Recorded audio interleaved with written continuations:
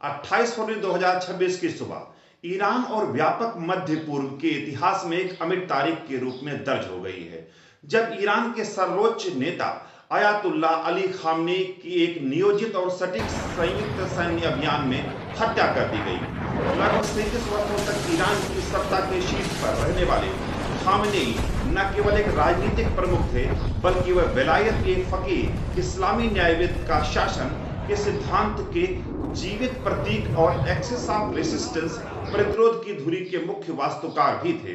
उनकी मृत्यु ने न केवल ईरान के भीतर एक संवैधानिक और नेतृत्व संकट पैदा कर दिया है, बल्कि इसने वैश्विक शक्तियों को एक संभावित क्षेत्रीय युद्ध के मुहाने पर लाकर खड़ा कर दिया है।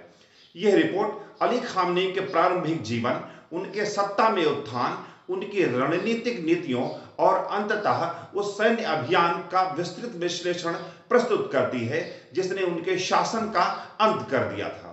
अली हुसैनी खामनेई का जन्म 19 अप्रैल 1939 को ईरान के पवित्र शहर मशहद में हुआ था। वो एक धार्मिक परिवार से ताल्लुक रखते थे। उनके पिता जवाद खामनेई एक अजरबैजानी तुर्क मूल के मौलवी और मुजतहिद थे।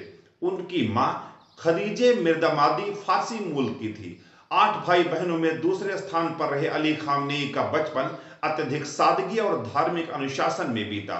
उनके शिक्षा मात्र 4 वर्ष की आयु में एक मकतब से शुरू हुई, जहां उन्होंने कुरान की शिक्षा प्राप्त की। खामनेई की बौद्धिक और धार्मिक यात्रा मशहद के हवाजा सेमिनरी से शुरू होकर कुम के महान शिक्षण केंद्रों तक पहुंची। 1958 में उन्होंने अयातुल्ला रूहुल्लाह खुमैनी के सानिध्य में शिक्षा प्राप्त करने के लिए कुम का रुख किया, जो उनके जीवन का सबसे महत्वपूर्ण मोड़ साबित हुआ। इस दौरान खामनेई केवल धार्मिक ग्रंथों तक सीमित नहीं थे, उन्हें एक कलात्मक और बौद्धिक व्यक्तित्व के रूप में जाना जाता था, जो जीन्स पहनकर पहाड़ों की सैर करते थे, पारंपरिक वाद्य यंत्र तार बजाते थे और कविता में गहरी रुचि रखते थे।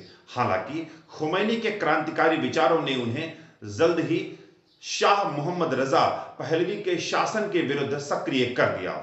क्रांतिकारी संघर्ष और सत्ता का सोपान 1960-1979 खामनेई शाह के शासन के खिलाफ खुमैनी का सबसे भरोसेमंद सिपहसालारों में एक बनकर उभरे। 1960 के दशक से 1979 की क्रांति तक उन्हें उनकी राजनीतिक गतिविधियों के कारण 6 बार गिरफ्तार किया गया और 3 वर्षों के लिए आंतरिक निर्वासन में भेज दिया गया था।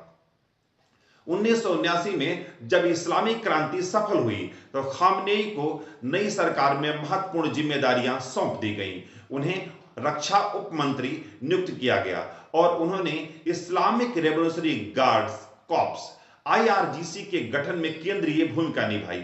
27 जून 1981 को मुजाहिदीन ये खम्स द्वारा किए गए एक बम हमले में खामनेई बाल बचे, लेकिन उनका दाहिना हाथ हमेशा के लिए लकवाग्रस्त हो गया। इस घटना ने उन्हें शासन के भीतर एक जीवित शहीद का दर्जा दिया, जिससे उनकी राजनीतिक स्थिति और अधिक सुदृढ़ हो गई।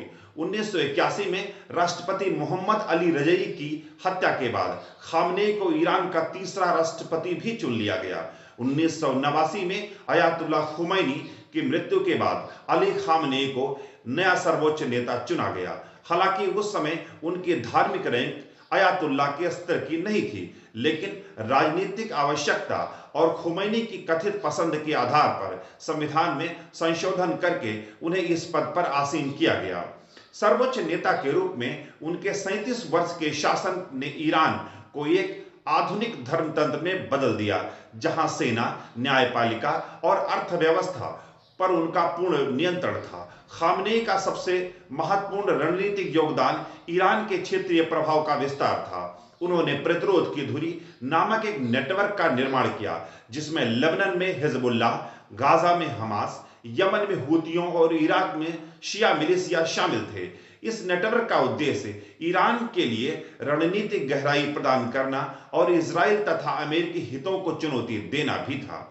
विश्लेषण इंगित करता है कि खामनेई ने इन समूहों को न केवल सैन्य सहायता दी, बल्कि उन्हें अपने वैचारिक छत्र छाया में एकजुट किया, जिससे वह मध्य पूर्व की भू राजनीति में अपरिहार्य खिलाड़ी बन जाए।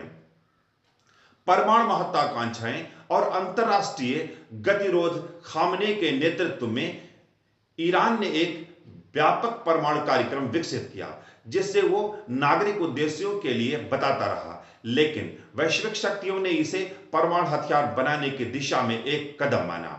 2015 के परमाणु समझौते JCPOA के बाद 2018 में अमेरिका की वापसी ने तनाव को फिर बढ़ा दिया।